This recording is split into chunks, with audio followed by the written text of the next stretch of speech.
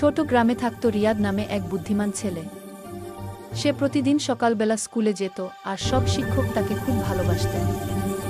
রিয়াদের সবচেয়ে বড় গুণ ছিল সে কখনো মিথ্যা বলতো না।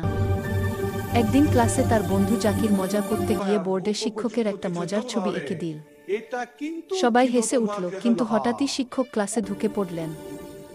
তিনি বোর্ডে ছবি দেখে রেগে বললেন, এটা কে করেছে?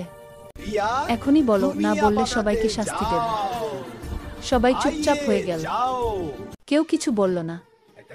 রিয়াদ জানতো এটা জাকির করেছে, কিন্তু সে ভাবল, আমি যদি চুপ থাকি স্যার সবাইকে শাস্তি দেবেন, এটা ঠিক নয়।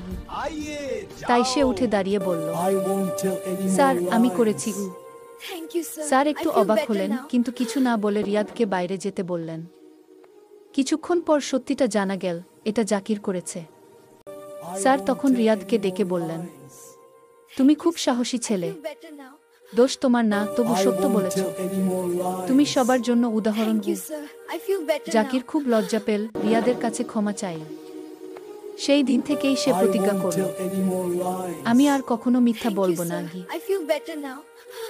আমার এই গল্প এবং ভিডিও দেখে যদি আপনাদের ভালো লাগে অবশ্যই লাইক করবেন এবং কমেন্ট করবেন, এবং আরও মজার মজার ভিডিও দেখতে সাবস্ক্রাইব করে পাশে থাকবেন।